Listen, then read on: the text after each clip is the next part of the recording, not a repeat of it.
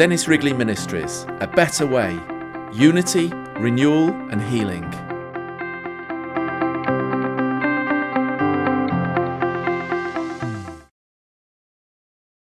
Who is Jesus for you? A figure of history? An image of goodness? Someone who lived long ago and has very little to say to you now? Who is Jesus? For children in our schools, Jesus is a figure of history, and they're taught this is what he did, this is what he said, and he's kept locked up in history.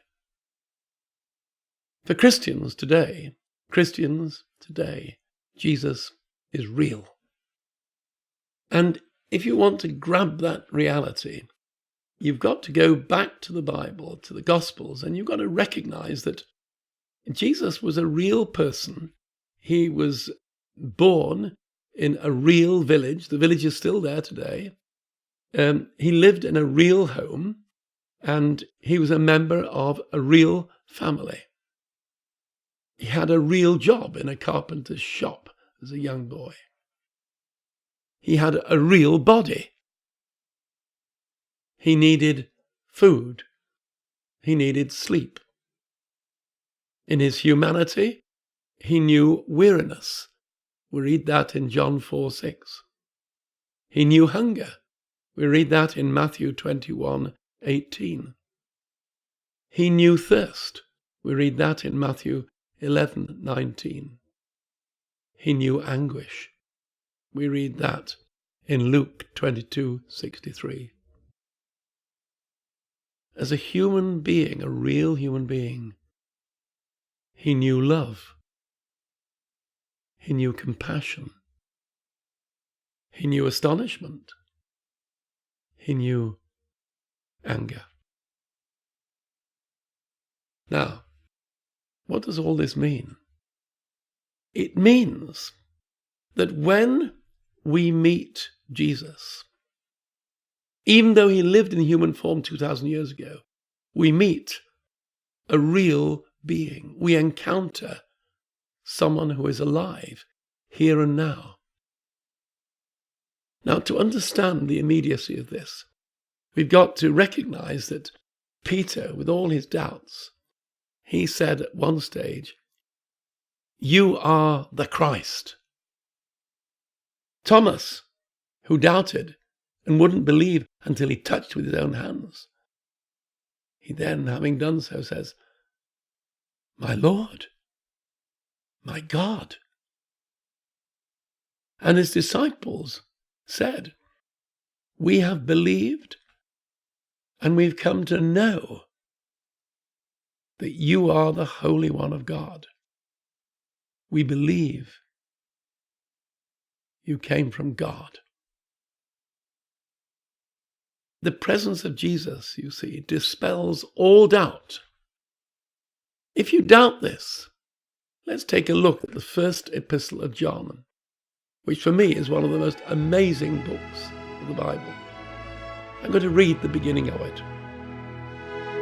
"That which was from the beginning, which we have heard, which we have seen with our own eyes, which we have looked upon, and our hands have handled, concerning the word of life. The life was manifested, and we have seen, and we bear witness, and we declare to you that eternal life which was with the Father and was manifested to us. That which we have seen and heard, we declare to you, that you also may have fellowship with us. And truly, our fellowship is with the Father and with his Son, Jesus Christ." And then he goes on to say, "And these things we write to you, that your joy may be full. This is the message which we have heard from him, and which we now declare to you, that God is light, and to him and in him there is no darkness at all. This is written by a person who has had an immediate encounter with Christ, and it was for him the ultimate reality. That frightened group of his followers who were huddled in a little room after the crucifixion with all its horror. You may remember that Jesus came to them and was so near that he was able to breathe on each one of them. And the narrative tells us when he breathed, they received the Spirit of God. That is the nearness of God which we need today if we are to truly be his followers. Question: how near are we to God? How near is he to us and us to him? For the early church, this was the supreme reality.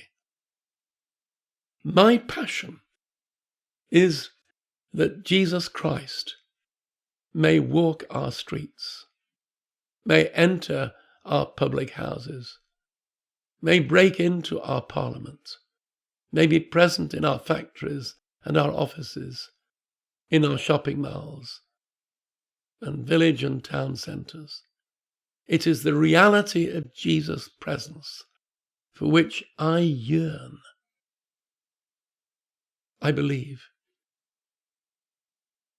he wants to meet each one of us on a one-to-one basis, personally. And when we meet him, we know this is real. This is true. God bless you. Dennis Wrigley Ministries, a better way, unity, renewal, and healing. Thank you for watching.